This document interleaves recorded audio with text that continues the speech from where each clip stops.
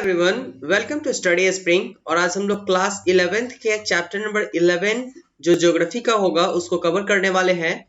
But before to begin, अगर आपको ऐसा लगता है कि चैनल आपके लिए डेडिकेटली वर्क करती है तो चैनल को सब्सक्राइब और शेयर जरूर कीजिए, क्योंकि आपके सब्सक्राइब और शेयर करने से हमें मोटिवेशन के साथ साथ कुछ और नया करने का एक नया जरिया मिलता है, जो आपके तरफ से हमें सुझाव के रूप में दिया जाता है। आते हैं हम अपने टॉपिक की तरफ। सबसे पहले अगर हम लोग इस टॉपिक की बात करें तो इस टॉपिक का नाम ही है जलवायु, वायुमंडल में जल। अगर आप वायुमंडल की बात करें तो इसमें जो जल की मात्रा होती है या फिर वर्षण वगैरह जो होते हैं, इसका जो चक्रण होता है, ये सारे चीज को हमें जानना है इस चैप्टर में। तो इसलिए स्टार्ट करते हैं हम इस चैप्टर को, जो इसका बेसिक चीज है उससे। तो ये चैप्टर पहले हमको ये बताता है कि हवा में जलवाष्प जो होता है वो हर एक जगह पे मौजूद होता है, लेकिन जलवाष्प का जो मात्रा होता है वो अलग अलग जगहों पे अलग अलग हो सकता है। जैसे अगर आप राजस्थान की बात करें तो अगर आप राजस्थान की बात करेंगे तो यहाँ पे जो जलवाष्प होगा वो अलग होगा, और अगर आप पूर्वी भाग की बात करें तो यहाँ का जो जलवाष्प धारण करने का क्षमता होगा ये अलग होगा। यही चीज हमें देखना है कि आखिर में ये कितने कितने के अंतराल तक का हो सकता है। मतलब अगर ये राजस्थान में 0 होगा और जलवाष्प धारण करने की क्षमता अगर वायुमंडल के आयतन में, ये राजस्थान में 0 हो सकता है, और पूर्वी वाला भाग जो होगा इसमें ये 4 हो सकता है। इससे ज्यादा का डिफरेंस आपको कहीं नहीं देखने को मिलेगा। यही आपको बताने की कोशिश की गई हुई थी एक लाइन में। अगर और देखें हम लोग तो जल जो होता है वायुमंडल में 3 अवस्थाओं में पाया जाता है। पहला आपका गैस हो जाएगा, दूसरा द्रव्य हो जाएगा, और तीसरा जो होगा वो ठोस हो जाएगा। यहाँ तक की बातें क्लियर है। आप हर एक अवस्था में इसको देखते हैं। अगर आप द्रव्य के रूप में देखें तो ये आपको पानी में दिखाई दे देगा।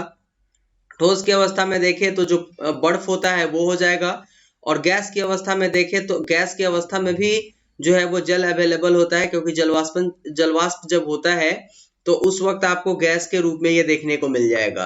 अब अगर हम लोग बात करें यहाँ पर तो वायुमंडल में आर्द्रता जो होती है वो जलाशयों से वाष्पीकरण तथा पौधे में वाष्पोत्सर्जन से प्राप्त होता है। तो आर्द्रता वायुमंडल में जो है ये प्राप्त करने के जो सबसे बड़े साधन होते हैं वो आपको यहाँ पे दिखाई दे देगा। जो जलाशय से वाष्पीकरण होता है, जब सूर्य का प्रकाश पड़ता है और फिर जो द्रव्य है वो गैस की अवस्था में बदलता है, वहां पे भी आर्द्रता बढ़ती है।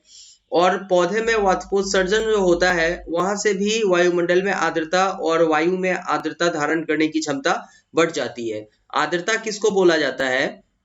तो आर्द्रता होता है हवा में मौजूद जलवाष्प को हम लोग आर्द्रता बोलते हैं। अब हवा जो होगा उसमें आर्द्रता जितनी बढ़ेगी वैसे वैसे आप गर्मी के दिनों में अगर आर्द्रता ज्यादा बढ़ेगी, अगर गर्मी ज्यादा होगा तो वायु गर्म भी बहुत ज्यादा होगा, और गर्म अगर वायु ज्यादा होगा तो उसे आर्द्रता धारण करने की क्षमता जैसे ही बढ़ेगी वैसे ही आप देखते होइएगा आप कितना भी पंखा चलाएं आपके शरीर का पसीना नहीं सूखता है। रीजन उसका यही होता है।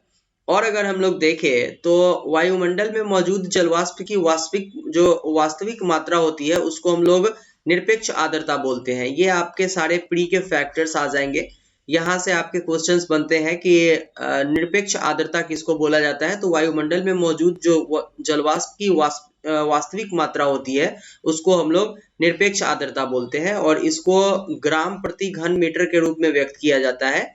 नेक्स्ट जो है वायुमंडल में मौजूद आर्द्रता के प्रतिशत को हम लोग सापेक्ष आर्द्रता बोलते हैं। दोनों में थोड़ा सा का डिफरेंस है। ये भी आपके प्री के फैक्टर्स है, और यहाँ जो है ये आपके प्री के फैक्टर्स है। इसको प्री वाले में ऐड करते हुए चलिएगा। और साथ में जो आपके ज्योग्राफी के सेशन चलेंगे एनसीईआरटी के 6 to 12 के लिए, वो आपके 10 बजे से क्लासेज स्टार्ट होने वाले हैं। तो वो 10 बजे आप जो है वो पूरे एमसीक्यूज के सीरीज को देखिए। इसमें हर एक दिन आपको 15 क्वेश्चन दिए जाएंगे और बहुत सारे क्वेश्चन आपको एनसीईआरटी बेस्ड करवाए जाएंगे, तो आपको बहुत हेल्प करेगा अच्छा स्कोर करने में आपके एग्जाम में। इसके ऊपर अगर हम लोग देखेंगे तो महासागरों के ऊपर सबसे अधिक तथा महाद्वीपों के ऊपर सबसे कम जो है वो आर्द्रता आपको देखने को मिलेगी, जो सापेक्ष आर्द्रता होती है वो। ये चीज क्लियर हो गया। इसके बाद अगर हम लोग आए तो हवा के प्रतिशत में जिस तापमान पर संतृप्तता आती है उसे उष्मांक कहते हैं। अब अगर आप देखिएगा एक चीज, जरा सा इसको पहले थोड़ा सा क्लियर कर लेते हैं हम। अगर हवा को अगर आप मानते हैं कि ये जो हवा है, ये हमारा हवा अभी टेम्परेचर को 12 डिग्री सेल्सियस कर रहा है, 12 डिग्री सेल्सियस कर रहा है। और एक्चुअली में क्या होता है कि यहाँ पे कहने का मतलब ये है कि हवा के दिए गए प्रतिदर्श जिसको बोला जाता है, जिसको सैंपल बोला जाता है, में जिस तापमान पर संतृप्तता आ जाती है, वो बिल्कुल ठंडी हो जाती है, उसको हम लोग बोलते हैं औसांक। यहाँ तक की बातें क्लियर है। इसके बाद अगर हम लोग देखेंगे वाष्पीकरण तथा संघनन की बात, तो वायुमंडल में जलवाष्प की मात्रा वाष्पीकरण तथा संघनन के कारण क्रमशः घटती एवं बढ़ती रहती है। अब जिस जगह पे बहुत ज्यादा गर्मी पड़ेगी, वहां पे जलवाष्प धारण करने की क्षमता ज्यादा होगी और वहां पे वर्षा भी बहुत ज्यादा होगी उस एरिया में। ठीक उसी तरीके से अगर संघनन की बात करें, तो वो भी जो है वो वायुमंडल में जो है वो जलवाष्प की मात्रा जो होती है, ये वाष्पीकरण तथा संघनन के कारण क्रमशः घटती और बढ़ती जाती है। क्योंकि एक्चुअली में ऐसा क्या होता है कि जलवाष्प जो होगा वो इस तरीके से जो है वो बिल्कुल वेरी करेगा, क्योंकि जल वाष्पीकरण अलग तरीके के होगा। जैसे जो जगह राजस्थान का होगा, उस एरिया में अगर राजस्थान वाले एरिया में अगर आप जाइएगा तो वहाँ गर्मी भी ज्यादा है, लेकिन वहाँ पे प्रॉपर सिचुएशन अवेलेबल नहीं है, इस कारण से जलवाष्प की मात्रा वहाँ पे बहुत ज्यादा कम हो जाती है और संघनन भी बहुत कम होते हैं और बादल भी नहीं बनते हैं उस एरिया में। ये चीजें आपको होगी। लेकिन जिस जगह पे अगर आप उत्तर के मैदान वाले एरिया में आएंगे, वहां पे ये जो है वो बिल्कुल वेरी करते चलेगा। तो इसलिए बताया गया कि वायुमंडल में जलवाष्प की मात्रा जो है वो वाष्पीकरण और संघनन के कारण क्या होता है कि वेरी करता है, घटता और बढ़ता रहता है। क्लियर है यहाँ तक की बातें? एक चीज और है कि वाष्पीकरण का मुख्य कारण जो होता है वो तापमान होता है, क्योंकि जिस जगह पे तापमान बहुत ज्यादा होगा और पानी अवेलेबल होगा जिस जगह पे, वहां पे क्या होगा कि जो वाष्पीकरण होगा वो बहुत प्रॉपर वे में होगा और बहुत जल्दी मात्रा में होगा। और जिस तापमान पर जल वाष्पीकृत होना शुरू हो जाता है उसे वाष्पीकरण की गुप्त ऊष्मा बोलते हैं। मान लें कि अगर 42 डिग्री सेल्सियस पे जल जो है वो वाष्पीकृत होने स्टार्ट हो जाएगा समुद्र के ऊपर, जलाशयों के ऊपर या फिर किसी और जगह पे जहाँ पे जल अवेलेबल है, तो इस 42 डिग्री को हम क्या बोलेंगे? इस 42 डिग्री को हम गुप्त ऊष्मा बोलेंगे। क्लियर है यहाँ तक की बातें?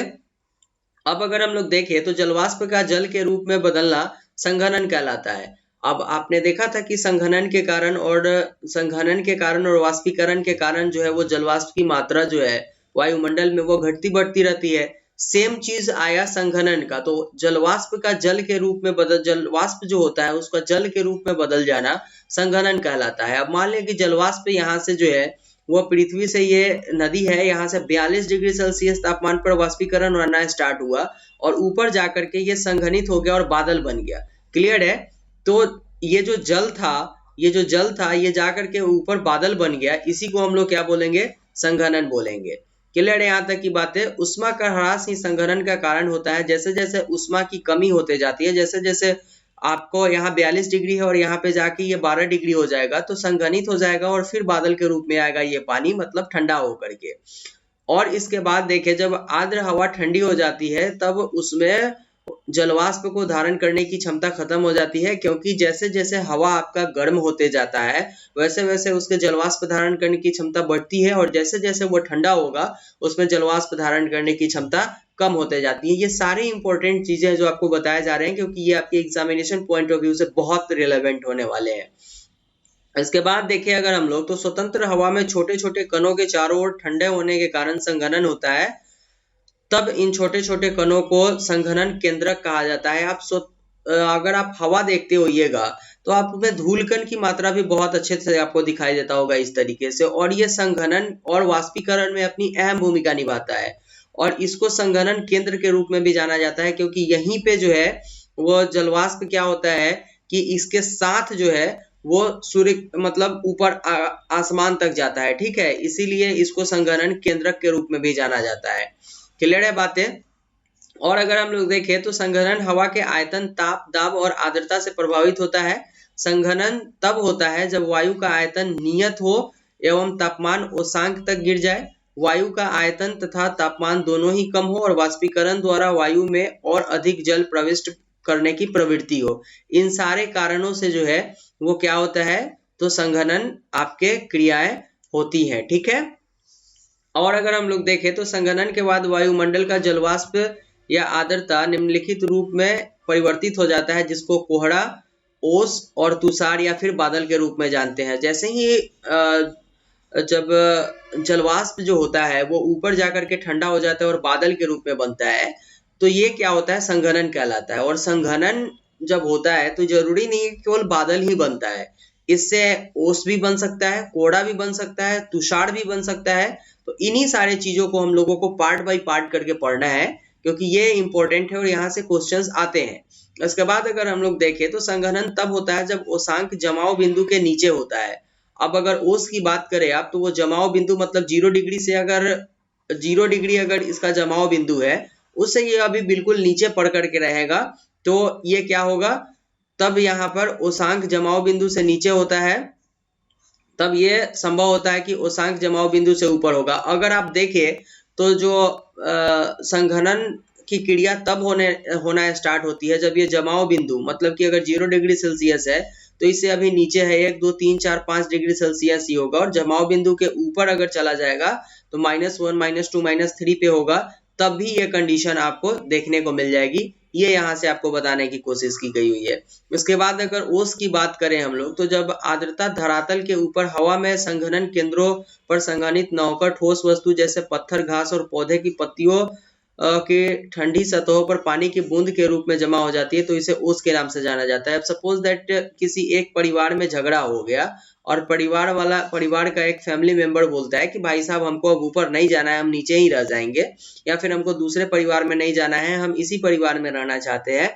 तो क्या होगा, सेम उसी तरीके से क्या होगा कि जैसे ही वाष्पीकृत होना स्टार्ट होता है जल, और आर्द्रता जो हवा में अवेलेबल होती है वो ऊपर ना जाकर के संघनन केंद्र के ऊपर नहीं जाकर के पृथ्वी के नीचे ही रह जाती है, किसी जगहों पर स्टोर होकर के, जैसे कि पत्ता हो गया, ठोस पत्थर वगैरह हो गया, घास वगैरह। तो ये चीज जो है वो ओस के रूप में जाना जाता है। यहाँ तक की बातें क्लियर है। और इसके लिए सबसे बेस्ट जो सिचुएशन होता है वो क्या होता है, साफ आकाश का होना जरूरी होता है और शांत हवा का। बहुत तेज हवा चलेगा तो फिर ओस नहीं गिरेंगे आपके, और उच्च सापेक्ष आर्द्रता तथा ठंडी एवं लंबी रातें होनी चाहिए। जब ठंड रात होती है और लंबी रातें होती है तो ओस आपको देखने को मिलेगी, और सापेक्ष आर्द्रता जो है वो उच्च होनी चाहिए, तब ये सिचुएशन आपको देखने को मिल जाएगी। ये सारे आपके प्री के फैक्टर्स हैं, इस जो आपके से स्टेटमेंट में पूछे जाएंगे कि ओस बनने के लिए सबसे उपयुक्त अवस्था क्या होती है, या फिर इनमें से कौन सी एक अवस्था ओस बनने के लिए प्रॉपर नहीं है। तो ये इस टाइप से जो क्वेश्चंस आपके पूछे जाएंगे तो आप इसका डायरेक्ट आंसर यहाँ से दे सकते हैं। तुषार की अगर हम लोग बात करेंगे तो तुषार ठंडी सतहों पर बनता है जब संघनन तापमान के जमाव से नीचे मतलब तापमान के जमाव से नीचे चला जाता है। उस सिचुएशन में क्या होता है, जैसे 0 डिग्री से -2, -3, -4 के सिचुएशन में चला जाता है तो यह तुषार हो जाता है। यहाँ तक की बातें क्लियर हो जाएगी। और उजले तुषार के बनने की सबसे उपयुक्त अवस्था जो होती है वो ओस बनने की अवस्था के समान होती है। जब ओस बनता है उसमें जब वो जो इसका जमाव बिंदु होता है उससे भी नीचे चला जाता है, उस सिचुएशन में उजले कलर का तुषार बनता है, और केवल हवा का तापमान जमाव बिंदु पर या उससे नीचे होना चाहिए, तब ये उजले कलर का तुषार बनता है। क्लियर है यहाँ तक की बातें? ये सारे बेसिक बातें हैं जो आप खुद समझ सकते हैं, लेकिन बताना यहाँ केवल ये होता है कि इंपॉर्टेंट कहाँ है और कहाँ से हमें क्वेश्चंस छांटने हैं।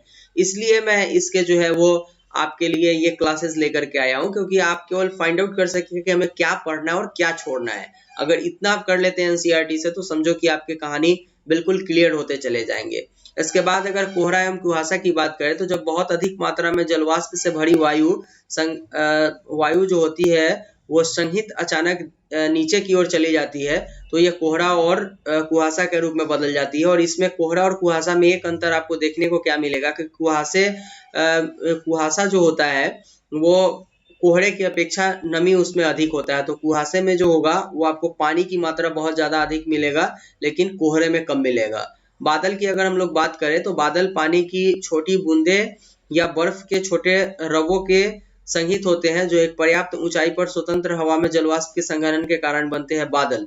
क्लियर है यहाँ तक की बातें? और बादलों को 4 भागों में बांटा गया है। पहला है पक्षाभ मेघ, कपासी मेघ, स्तरी मेघ और वर्षा मेघ। और इसके मेघ के प्रकार से आज तक कोई क्वेश्चन नहीं आया और न कभी पूछे जाएंगे।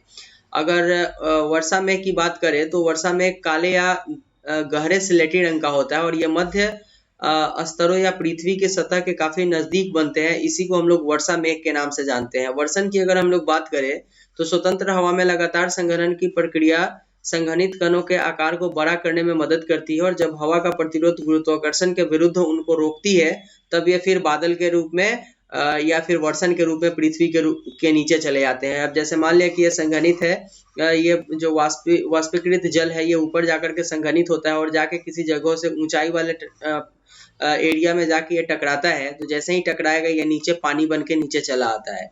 क्लियर है। लेकिन एक्चुअली में कभी कभी ऐसा होता है कि जब ये बहुत ऊपर जाते हैं और गलनांक से तापमान से 0 डिग्री के नीचे चले आते हैं तब ये क्या कहलाता है, तब ये हिमपात के रूप में जाना जाता है।